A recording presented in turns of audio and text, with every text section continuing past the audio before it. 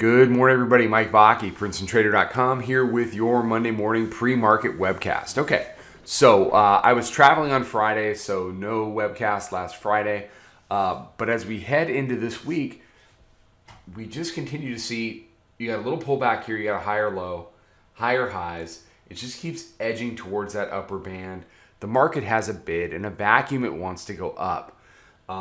There should be plenty of news early this week. You've got the Russia-U.S. summit that's going on. I will be curious to see how any negative speed bumps in the news feed are responded to by dip buyers.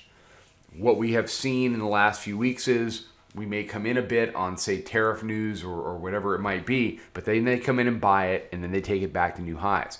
So you can be short, but I think you have to be short for a trade, and you have to be short with an eye on the exit door and an eye on buying support. Okay, the weekly pivot comes in at 27.9108 this week. The weekly pivot from last week down at 42 never even got challenged. We didn't challenge the daily mid band at any point. Once they broke through it,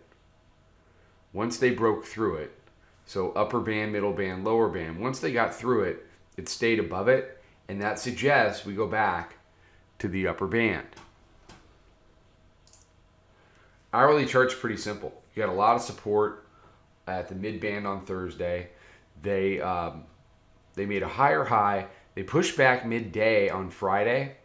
Not midday on Friday, in the overnight on Friday. They made lows off the open. That dip was bought, and they took it up, and then they just kind of bored the heck out of everybody for the rest of the day. We traded between 2,800 and 2,804 and change for the majority of the afternoon. Pretty typical quiet Friday afternoon in a summer market. What we've seen since we opened Sunday night, we see a higher high there at 2,809. We see support at the daily pivot down at the 2,801 half area. So if as these hourly bands start to compress, if the expansion is going to be downward, the bears have got to convert the round number, bottom line. If the bulls win the expansion, then I think we head up above 2,809 and we start to challenge the area of the upper band, somewhere around 13 to 18, something of that nature. It's Monday. Mondays have been fairly choppy and whippy and not the best things to trade. So I head into this week, kind of cautiously optimistic about what the trading is going to look like today. Tuesday, Wednesday, Thursday, and then Friday mornings have offered smoother tapes to trade than what we've seen lately on Mondays. There have been a couple exceptions. Maybe today will also be an exception, but I've been a little leery of Mondays for the last month or so. So we'll see how today's tape wants to trade. Keep an eye on the hourly midband. It's been support all the way through. If it starts to go resistance, they tried to make it resistance in the overnight on Friday, didn't work.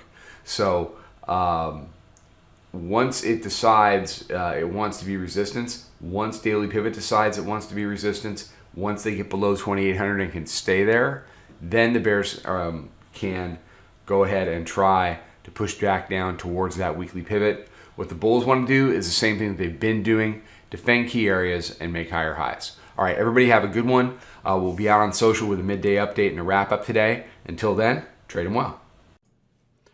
Follow us over on Twitter, Instagram, and Snapchat at Princeton Trader. Check us out on Facebook and join us for a free trial at www.princetontrader.com. Trade them well.